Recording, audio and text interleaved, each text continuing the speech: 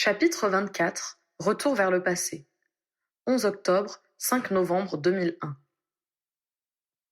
Le mois de novembre était bien entamé quand Harry reçut un matin une missive étrange. Pour commencer, elle avait été apportée par une chouette inconnue qui la tenait dans son bec au lieu qu'elle soit attachée à sa patte. De plus, le message était écrit sur du papier moldu et rédigé avec un stylo à billes. La lettre était ainsi libellée. Monsieur Harry Potter, sa maison chez les sorciers. Intrigué, il ouvrit l'enveloppe et se mit à lire. Harry, tu dois être surpris de recevoir ce courrier et j'espère que tu le liras quand même. Je suis conscient de n'être pour toi qu'un mauvais souvenir, mais je t'en prie, ne jette pas cette lettre. Je t'écris car il m'arrive une drôle d'histoire, que tu considéreras sûrement comme un juste retour des choses.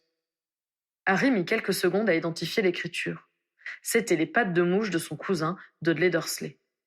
Cela fait 1 an que j'ai rencontré une jeune fille. Nous nous sommes beaucoup vus et elle habite pratiquement chez moi depuis plusieurs mois. Nous avons il y a quelque temps évoqué de nous marier, et là, elle m'a avoué qu'elle était sorcière. Cela m'a fait un choc et je ne sais plus quoi faire. Harry sourit un peu amèrement. Certaines choses ne changeaient pas. Et le destin aimait jouer avec les probabilités. Songea-t-il, après avoir évalué les chances de Dudley, de tomber sur une femme douée de magie. Je me pose beaucoup de questions. Que vais-je dire à mes parents et à mes amis? Mes enfants seront-ils sorciers? J'hésite à demander tout ça à Sarah, car je ne veux pas lui montrer à quel point cela me fait peur. Serait-il possible de nous rencontrer? Je viendrai te voir de ton côté s'il le faut. Dudley. PS. Sarah a reçu du courrier hier et a laissé son hibou se reposer dans ma cuisine. Je profite qu'elle dort encore pour lui demander de t'apporter cette lettre. J'espère qu'il te parviendra. Je te donne mon adresse. 19 Old Palace Road, Guildford, Surrey. Un peu sous le choc, Harry donna un bout de bacon au messager et le renvoya à sa maîtresse. Il était envahi d'émotions mêlées. Dudley représentait pour lui beaucoup d'images déplaisantes qu'il s'était efforcé d'oublier. Il est vrai que son cousin l'avait surpris lors de leurs adieux, mais il n'avait pas pour autant complètement changé de sentiment à son égard. Ce Dudley implorant son aide était pour lui un parfait inconnu. Harry relut la lettre. Tout compte fait, son cousin avait fait du chemin ces dernières années. Loin de renoncer à sa flamme en apprenant que sa petite amie était sorcière, il s'inquiétait de la façon de l'annoncer à ses parents et du sort de ses futurs enfants. Très bien. Mais qu'attendait-il de lui? Il ne pensait tout de même pas qu'il était l'ambassadeur idéal à envoyer à Vernon et Pétunia pour plaider la cause de la dénommée Sarah. Qui était-elle d'ailleurs? Il tenta de se souvenir s'il y avait des Sarah à Poudlard, mais cela ne lui dit rien. Soit elle n'avait pas fréquenté cette école, soit elle était d'une autre année que lui. Harry plia la lettre, la mit dans sa poche et alla travailler. Mais tout au long de la journée, il ne put chasser Dudley de ses pensées. Avait-il envie de le revoir? Se sentait-il concerné par les problèmes de cœur de son cousin? S'ils se rencontraient, où valait-il mieux que cela se passe? Côté sorcier ou moldu? Qu'allait-il se dire? Harry pouvait-il faire quoi que ce soit pour lui? Il lui fallut 3 jours pour élaborer sa réponse. Il ne pensait pas être d'une grande aide, mais il acceptait de le rencontrer. Il lui donna l'adresse des parents d'Hermione pour qu'ils puissent continuer à correspondre par voie postale. C'est ainsi que 15 jours plus tard, après plusieurs échanges de courriers, il attendait son cousin en face du chaudron baveur. Il le reconnut tout de suite. Ce n'était pas difficile, il n'avait pas tellement changé. Il ressemblait juste davantage à l'oncle Vernon qu'auparavant. Quand ils se firent face, ils restèrent un moment embarrassés. Finalement, Harry tendit la main et son cousin la serra avec reconnaissance en disant « Merci d'avoir accepté de me rencontrer, Harry. »« Ce n'est rien. Tu es sûr que tu veux visiter une rue sorcière ?» s'enquit Harry. Dudley déglutit mais assura « Je suis prêt. » Très bien, répondit Harry, touché malgré lui par les efforts manifestes que faisait Dudley pour les beaux yeux de sa fiancée. Malgré la panique soudaine de son cousin, qui ne voyait qu'une ruine là où se dressait l'établissement, Harry l'entraîna dans le bar frontalier. Ils le traversèrent rapidement, non sans que Dudley sursaute quand une sorcière sortit de la cheminée avec un grand cabas alors qu'il passait devant l'âtre. Harry la laissa les précéder et elle ouvrit le mur donnant sur la rue commerçante. Dudley resta bouche bée en découvrant le chemin de traverse, mais Harry estima qu'il encaissait plutôt bien le choc. « Tu aimes toujours les glaces ?» demanda le jeune sorcier. Sans quitter des yeux le spectacle qui se déroulait devant lui, Dudley hocha affirmativement la tête, mais il avait l'air de quelqu'un qui va rendre son déjeuner. « Allons en manger une alors ?» décida Harry. Espérant qu'un mets sucré le réconforterait, il conduisit un Dudley crispé chez le glacier qui remplaçait Florian Fortarom, mort pendant la guerre. En chemin, en constatant que les sorciers se retournaient sur son passage, Harry réalisa qu'il n'avait pas transformé son apparence. Il renonça à le faire sur le champ, ne voulant pas troubler davantage son cousin. Ce dernier, d'ailleurs, ne s'aperçut de rien, trop occupé à regarder les étalages. Arrivé à destination, Harry les fit installer dans un coin où ils ne seraient pas vus de la rue. Lacare plongea le malheureux moldu dans un abîme de consternation. « Glace à la pâte à fioles rose ? Scarabée candy ?» couina-t-il. « C'est pour les enfants, » le rassura Harry. « À la fraise, ça tirait ?»« Oui, » répondit son cousin d'une voix hésitante, comme s'il n'espérait plus trouver un élément classique dans cet endroit. « Je vais te prendre une farcie groseille, ça a à peu près le même goût. » Cela ne sembla pas vraiment rassurer Dudley, qui s'était mis à suer à grosses gouttes. Harry passa la commande et s'enquit. « Eh bien, que deviens-tu » Avec reconnaissance, Dudley put revenir à des éléments plus familiers. « Je travaille chez un ami de mon père qui a une entreprise de vis et de clous. »« C'est bien, » approuva machinalement Harry. « Je suppose que tu te demandes comment j'ai rencontré Sarah » avança Dudley. « Un peu oui, » admit Harry. « Son frère était dans la même école de commerce que moi. Il y a à peu près 1 an, il m'a invité à son anniversaire. Je l'ai remarquée tout de suite. Elle était magnifique. » Harry se demanda ce que la jeune femme avait pensé de son cousin au premier regard. « On a très vite sympathisé, » continuait celui-ci. « Et puis, petit à petit, elle s'est installée dans mon appartement. Elle m'avait dit qu'elle travaillait au ministère de l'Éducation à Londres. Quand elle m'a révélé qu'elle était sorcière il y a 1 mois, ça a été un choc affreux. Je n'ai pas pu parler pendant 10 minutes, et comme elle pensait que je ne la croyais pas, elle a sorti sa baguette et a transformé mon canapé en vache. »« J'espère que les animaux sont autorisés dans ta résidence ?» ne put s'empêcher de plaisanter Harry. « Pas vraiment, mais mon canapé n'a pas trop meuglé.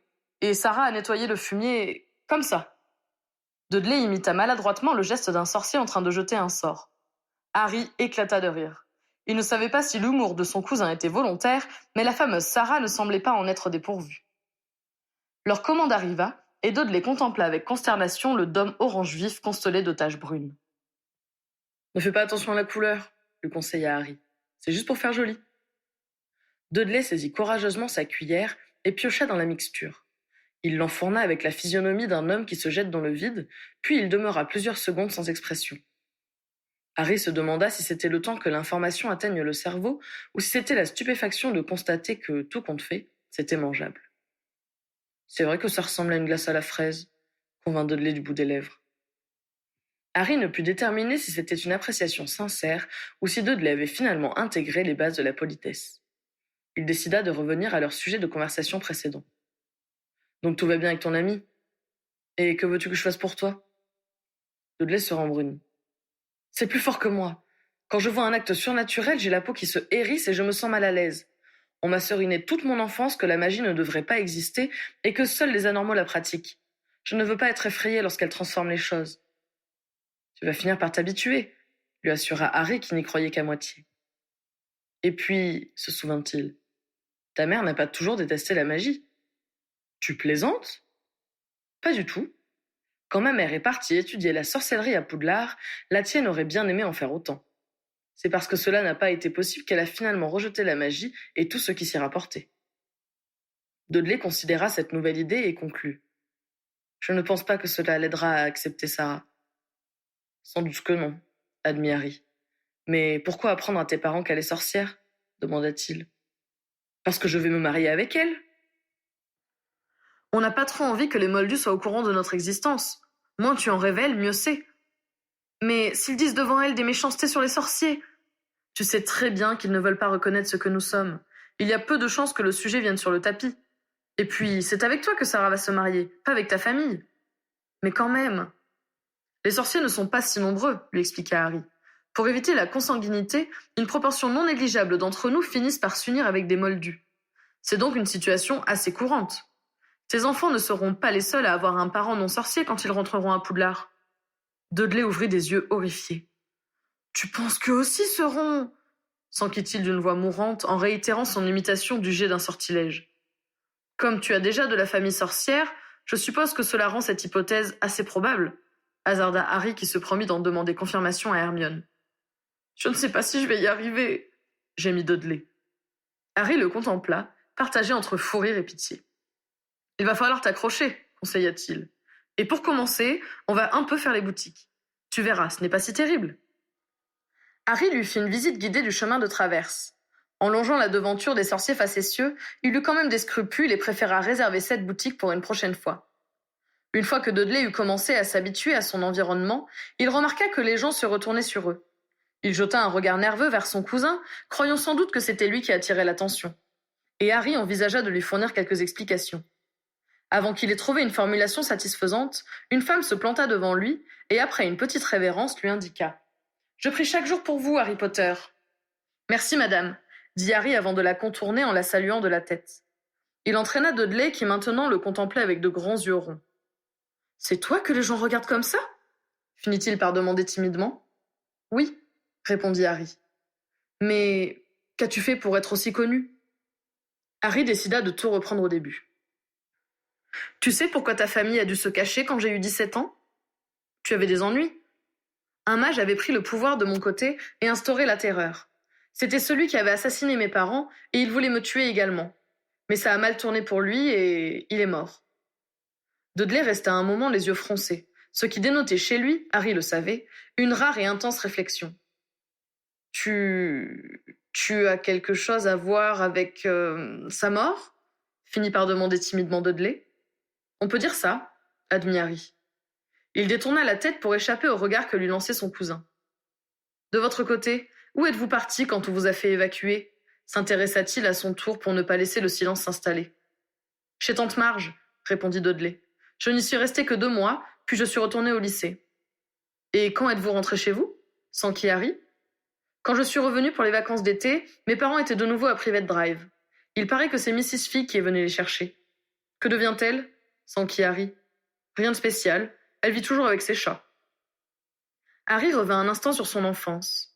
Il revit la maison où il avait grandi, sa chambre dans le placard, et il se remémora l'odeur de choux qui imprégnait le foyer de la craque-molle.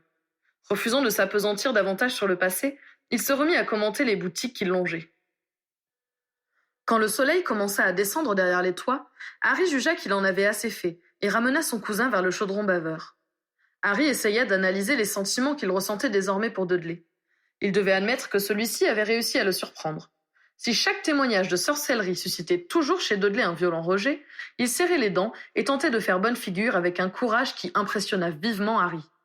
Il n'aurait jamais cru que Dudley puisse un jour se donner tant de mal pour quelqu'un d'autre. Il se demanda comment il avait pu changer à ce point. De retour dans la rue Moldue, ils se saluèrent gauchement. Harry amorçait déjà un demi-tour quand Dudley lâcha. « Harry, je voulais te dire, je suis désolé pour tout ce que je t'ai fait. Je sais que ce n'est pas pardonnable, mais je le regrette sincèrement. » Harry resta quelques secondes sans voix avant de demander. « Depuis quand les choses ont-elles changé ? Depuis quand tu ne me détestes plus ?»« Je ne te détestais pas, » protesta Dudley. « Je faisais juste comme mes parents. Je ne dis pas ça pour me trouver des excuses. Cela me plaisait de t'ennuyer. J'ai vraiment honte, Harry. »« Et tout à coup, tu n'as plus aimé ?»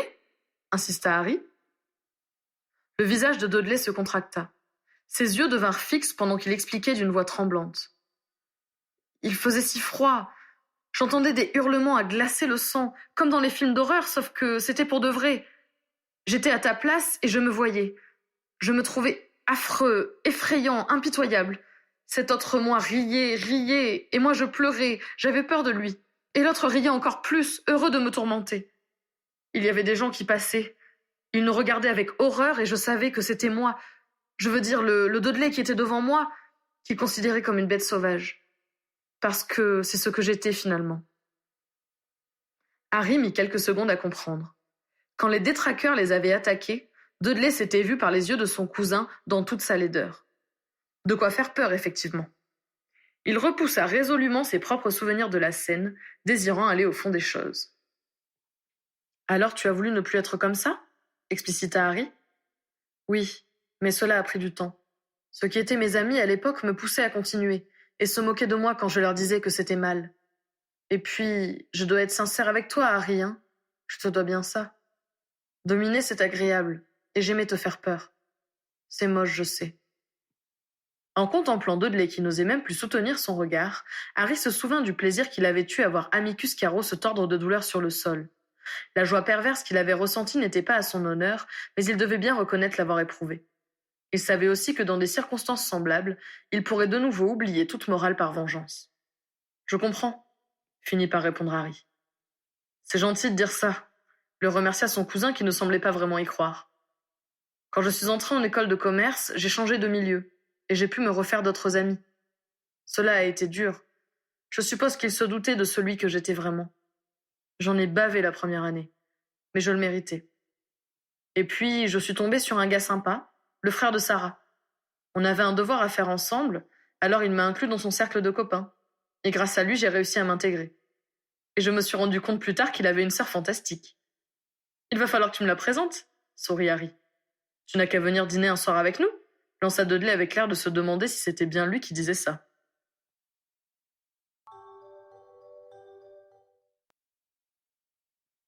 La semaine suivante, Harry enfila ses vêtements moldus pour se rendre chez son cousin. À la dernière minute, Ginny débarqua de Holyhead et Harry lui proposa de venir avec lui. Comme il lui avait raconté l'étonnante transformation de Dudley et lui avait fait le récit de la journée qu'ils avaient passée ensemble, elle se montra très curieuse de le rencontrer. Ne connaissant pas le quartier de leur destination, ils ne purent transplaner et durent utiliser le réseau de cheminées publiques qui les amena à proximité. Ils marchèrent un peu dans la petite agglomération et s'arrêtèrent devant un immeuble de 5 étages. Ils entrèrent, préférèrent l'escalier à l'ascenseur et frappèrent chez Dudley. Celui-ci ouvrit rapidement en disant « Ah, je suis content que tu aies trouvé. » Il s'interrompit en apercevant Ginny. « Je me suis permis de venir avec mon ami, » expliqua Harry. « Tu as bien fait. Soyez les bienvenus. » Le salon de Dudley n'était pas très grand, mais Harry jugea la décoration moins laide que chez son oncle et sa tante. Dans l'ensemble, c'était beaucoup plus désordonné aussi. « Sarah ne va pas tarder, » indiqua le maître des lieux. « Vous voulez boire quelque chose ?» Le temps qu'ils fassent le service, une clé tourna et une jeune femme aux cheveux châtains et aux yeux noisettes les rejoignit. « Bonjour !» dit-elle en souriant. « Harry Potter ?» s'exclama-t-elle en laissant tomber son sac de surprise. Oui, convint l'intéressé. « Dudley, tu aurais pu me prévenir !»« Je suis désolée, » ajouta-t-elle avec confusion à l'intention de Harry. « Mais je n'aurais jamais imaginé que mon cousin Harry soit... Pardon, je m'appelle Sarah Malone. Je suis rentrée à Poudlard 2 ans après vous. » À pouf souffle, se souvint enfin Harry qu'il avait croisé dans la grande salle. « Enchanté de vous revoir. Vous connaissez sans doute... »« Ginny Weasley des Harpies ?» l'interrompit Sarah, les yeux écarquillés. « Harpies ?» s'inquiéta Dudley, se figeant sa bouteille de jus de fruits à la main. « C'est une équipe de Quidditch !» répondirent en chœur les 3 sorciers. « Quidditch !» répéta Dudley. « Bien sûr !» ajouta-t-il comme s'il savait parfaitement ce que c'était. « Je vais chercher les saucisses !» s'excusa-t-il avant d'aller se réfugier à la cuisine. « Vous avez été magnifique contre les Flackmar !» s'enthousiasma Sarah. « C'est tellement injuste qu'ils aient gagné la coupe. »« Vous avez assisté au match ?» répondit Ginny, refusant de s'appesantir sur cet échec. « Oui, et je vous ai vu jouer à Poudlard aussi. »« Ça alors, si j'avais su qu'1 jour je vous aurais dans mon salon. »« Tu voulais me faire la surprise, Dudley ?» s'enquit-elle alors que son amie revenait avec les amuse-gueules. Fit Dudley embarrassé. « C'est la première fois qu'il voit Ginny, » expliqua Harry. « Où travaillez-vous ?» demanda Ginny à leur hôtesse. « Au ministère. Je viens d'intégrer l'équipe de météorologie. »« Vous avez l'intention de faire pleuvoir encore longtemps ?» se plaignit Harry. « Un peu de soleil serait le bienvenu. »« Mon chef s'est de nouveau disputé avec sa femme, » soupira Sarah. « Alors, pas d'éclaircie avant qu'ils ne soient réconciliés. »« Est-ce que l'aurore boréale du mois dernier est due à ce que je pense ?» avança Harry amusé. « Il a une relation assez passionnée avec son épouse, » confirma Sarah. « Tu fais le temps ?» comprit soudainement Dudley. « Seulement au sein du ministère de la magie, » précisa Harry. « Quand tu la mets de mauvaise humeur, moi je vois des tornades toute la journée, » plaisanta-t-il. Dudley la regarda pensivement, comme s'il essayait d'intégrer le concept. « C'est comme la danse de la pluie ?» finit-il par demander. « Ce que j'aime avec Dudley, c'est que je le découvre un peu tous les jours, » éclata de rire la jeune femme, prenant manifestement sa question naïve pour de l'humour. En envisageant les 100 kilos que faisaient son cousin et sa figure porcine, Harry se dit qu'il fallait effectivement ne pas rester sur une première impression. « Où pensez-vous vous installer ?» demanda Ginny, qui semblait avoir pris l'initiative d'animer la conversation. « Côté moldu ou sorcier ?» Dudley regarda sa fiancée. « Où Sarah voudra », affirma-t-il galamment, mais Harry fut persuadé qu'il n'avait pas du tout envie d'emménager dans une maison magique. « Je n'ai pas encore réfléchi à la question, » répondit l'intéressé. L'avantage des habitations moldues, c'est qu'on peut y faire de la magie, fit valoir Harry. Par contre, les maisons sorcières sont un peu dépourvues des commodités dont Dudley doit avoir l'habitude. Pas d'ordinateur ni de lave-vaisselle. Pas d'ordinateur ? Répéta plaintivement Dudley. Non. D'après ce que m'a expliqué mon amie Hermione, une maison sorcière est emplie de magie pour avoir de l'eau chaude, de la lumière, etc. La magie et l'électricité ne font pas bon ménage. Et même si on est raccordé au secteur, les appareils fonctionnent mal. Par contre, dans une maison moldue, juste un peu de magie personnelle n'empêche pas les choses de marcher. Eh bien, je suppose que c'est décidé. Maison moldue, trancha Sarah. J'ai sauvé ton ordinateur, Dudley, plaisanta Harry. Merci beaucoup, répondit son cousin reconnaissant. Quand on aura un intérieur plus grand, on pourra faire des réunions de famille, se réjouit Sarah. On pourra inviter tes parents, Dudley, et... Non, s'exclama Harry. Surtout pas, s'effaroucha Dudley. Sarah sursauta, puis le regarda étonnée, n'osant plus rien dire. Dudley avait l'air au supplice. Visiblement, il craignait que Harry révèle combien les Dursley et lui s'étaient mal conduits pendant des années. En fait, finit par indiquer Harry, je suis en assez mauvais termes avec mon oncle et ma tante. Ne leur parlez surtout pas de moi. Je suis désolée, murmura la jeune femme. Je ne savais pas. C'est assez compliqué, convint Harry. Et pendant qu'on y est, je vous conseille fortement de toujours leur cacher que vous êtes sorcière. Sarah hocha docilement la tête. Il faut dire que l'air tendu des deux garçons et le froncement de sourcils de Ginny indiquaient clairement que la question était délicate. Le silence s'étira et Ginny se dévoua. Et vous, Dudley, vous faites quoi dans la vie ?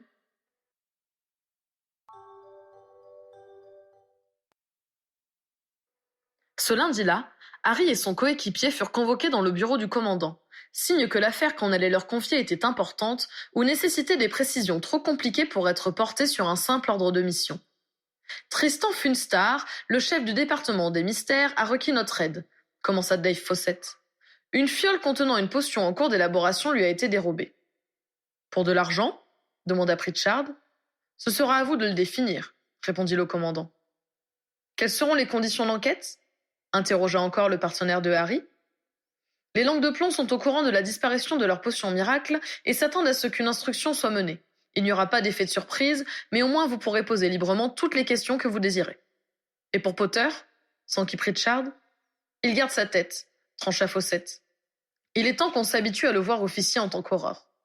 Bien, chef, scanda Harry, moitié pour témoigner de son obéissance, moitié pour rappeler qu'il était là et qu'on pouvait s'adresser à lui directement. Très bien, Potter, prit acte Fawcett sans sourciller. Bon, c'est parti. On vous attend au département des mystères. Harry se sentit se figer en comprenant qu'ils allaient s'y rendre. Il revit la chute mortelle et se remémora le déchirement qu'il avait ressenti. La peine s'était atténuée, le temps avait fait son œuvre. Il avait accepté ce départ comme tous ceux auxquels il avait dû faire face. Mais l'éventualité d'avoir à pénétrer dans la pièce du voile le glaça. Il se contint cependant et parvint à rester impassible et suivre son instructeur hors du QG. Alors qu'ils attendaient l'ascenseur pour se rendre au 10e niveau, Pritchard demanda « Tu es déjà allé dans ce département ?» Harry hocha la tête, incapable de parler. « Un problème ?» insista Pritchard. Harry laissa passer quelques secondes, hésitant sur ce qu'il avait envie de révéler et sur la façon de l'exprimer. Heureusement, son coéquipier avait une bonne mémoire. « Ah, je vois », répondit-il lui-même à sa question. Harry se dit qu'il avait sans doute été lire ce qu'il avait rajouté au dossier de Sirius Black, et il se demanda ce que son formateur en avait pensé. « Cela va t'empêcher de bien faire ton boulot ?» s'enquit crûment Pritchard. « Ça ira », se ressaisit Harry. Son partenaire ne fit aucun autre commentaire, se contentant d'entrer dans l'ascenseur qui devait les mener au 9e niveau. Après le sinistre escalier, ils suivirent le couloir froid, puis se retrouvèrent devant la porte noire que Harry avait tant de fois vue en rêve durant sa 5e année. Pritchard posa la main dessus et annonça « Aurore Stanislas Pritchard et Harry Potter ». Le battant s'effaça sans bruit, et les deux enquêteurs pénétrèrent dans la salle ronde, trouée par les 12 portes identiques. Comme la fois précédente, la pièce tourna sur elle-même, désorientant ses occupants. Quand les murs se stabilisèrent, un homme de corpulence sèche et nerveuse, vêtu d'une robe marron assez quelconque, franchit une des portes. Il les regardait avec suspicion, comme s'il les soupçonnait d'avoir menti sur leur nom et qualité. Enfin, les yeux fixés sur Harry, il laissa échapper d'un ton satisfait. « Je vois que ma demande a été prise au sérieux. »« Nous prenons toutes les demandes au sérieux, » répliqua Pritchard. Harry garda le silence en songeant que s'il ne se déplaçait que pour les cas aussi graves qu'un Voldemort au pouvoir, il n'enquêterait pas beaucoup. Heureusement qu'on n'hésitait pas à le faire travailler sur le tout venant, même si Harry commençait à trouver les affaires en cours un peu routinières. « Nous verrons ça, » répondit le langue de plomb avant de les inviter à le suivre d'un geste sec. Harry reconnut instantanément la salle des cerveaux. Il les vit flotter paresseusement, enveloppés de leur voile de pensée. Harry garda soigneusement les mains le long de son corps, ayant en tête les cicatrices qui étaient toujours visibles sur les bras de Ron. Une pièce encombrée se trouvait au fond. Pritchard et Harry eurent du mal à atteindre les chaises qui leur furent désignées, tant les piles de dossiers posées à même le sol gênaient leur progression. Le langue de plomb prit place derrière son bureau avant de laisser tomber. « Posez vos questions. »« Mr. Funstar, » commença Pritchard, confirmant pour Harry l'identité de leur vis-à-vis. « Pouvez-vous nous dire ce qui a été volé ?»« Une potion de jouvence, » lui fut-il répondu. « Mais encore ?» insista Pritchard. « C'est un produit qui agit sur le vivant et permet de le régénérer, » consentit à révéler l'homme. « Elle peut faire rajeunir les gens ?» s'exclama Harry, horrifié à l'idée de l'intérêt que Voldemort y aurait porté. « Bien sûr que non !» répliqua dédaigneusement le chef de département. « Nous faisons de la magie ici, pas des miracles. C'est une potion pour guérir les blessures de toutes sortes, plus efficacement que tout ce que nous avons pour le moment. Elle pourrait faire disparaître votre cicatrice, par exemple, » termina-t-il en pointant le front de Harry. Le survivant n'y crut qu'à moitié, sachant que les maléfices de profonde noirceur laissaient des traces indélébiles. Quoi qu'il en soit, même s'il s'agaçait de voir les sorciers y porter le regard juste après l'avoir reconnue, il savait qu'il se sentirait nu sans cette marque. Elle avait été le témoin et le vecteur de tant d'épisodes importants de sa vie. Indifférent aux états d'âme de son aspirant, Pritchard continuait son interrogatoire. « Quand avez-vous découvert sa disparition ?»« Ce matin, un de mes chercheurs, Geo Mattheis, s'est aperçu que l'armoire où elle était entreposée avait été forcée, et il est venu m'avertir. »« Avez-vous laissé sortir des personnes de votre service depuis ce moment ?» s'enquit Pritchard. « Bien sûr que non. J'ai même fouillé Mathéis et fait des recherches dans tout le département. Je peux vous assurer que cette potion n'est plus ici. »« Êtes-vous arrivé avant ou après ce Mathéis ?»« Avant lui. Mais je ne suis pas allé dans cette pièce. C'est pourquoi je n'ai pas constaté l'infraction avant qu'il ne me la signale. »« Quand l'objet volé a-t-il été vu pour la dernière fois ?»« Vendredi soir, quand on l'a rangé. »« Je suppose que toutes les personnes travaillant ici ont accès à la salle où se trouve l'armoire, » avança Harry. « Pas du tout. Uniquement 3 chercheurs en plus de moi.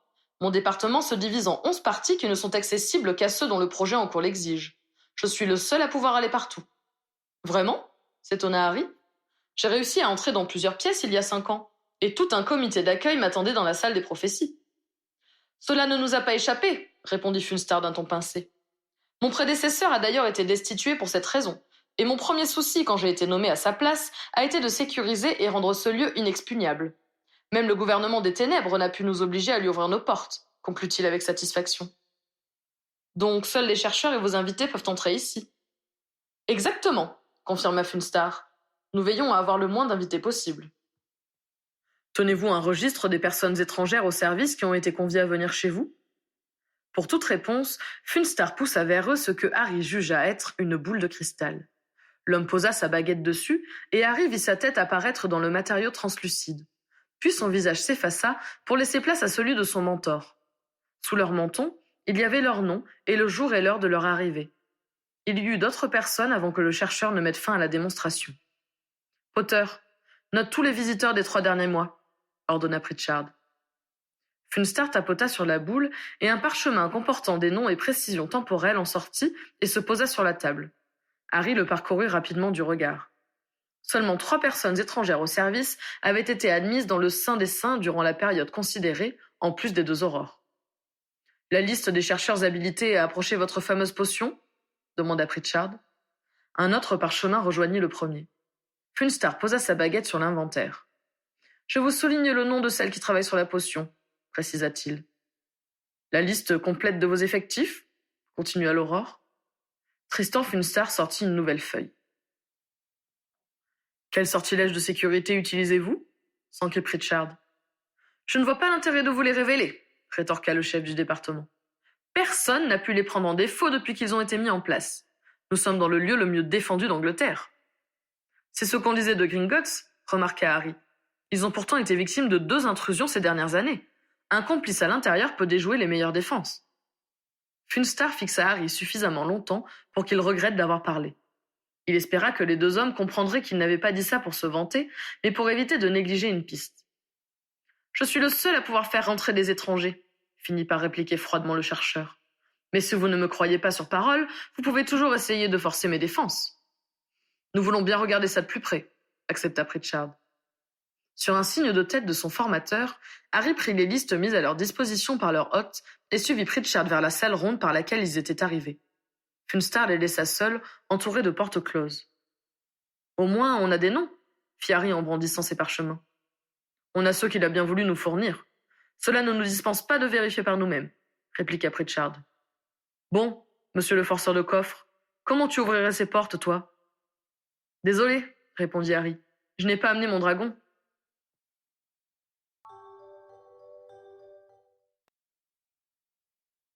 Fin de chapitre, note de l'auteur. Chat avec J.K. Rowling, 30 juillet 2007. Je crois que quand Dudley a été attaqué par les détraqueurs, il s'est vu lui-même pour la première fois tel qu'il était vraiment. C'était très douloureux, mais finalement salvateur. C'est ce qui a enclenché la transformation en lui. Site de J.K. Rowling, 2007. Toutefois, je sais qu'après la tentative courageuse de réconciliation de Dudley au début des Reliques de la Mort, les deux cousins seraient restés en termes suffisamment cordiaux pour s'envoyer des cartes de bonne année, et que Harry aurait emmené sa famille rendre visite à celle de Dudley lorsqu'ils étaient de passage dans les environs, ce que redoutaient James, Albus et Lily.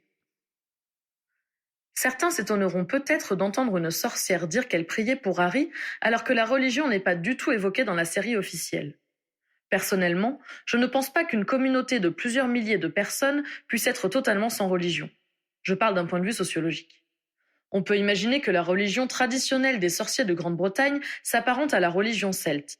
S'y ajoute la foi de tout sorcier venant d'autres pays, ainsi que celle des moldus intégrés dans la communauté sorcière. Conjoints moldus et sorciers issus de moldus. Et puis, j'ai trouvé plus fort qu'une femme dise qu'elle prie chaque jour pour Harry, plutôt qu'elle lui demande un autographe.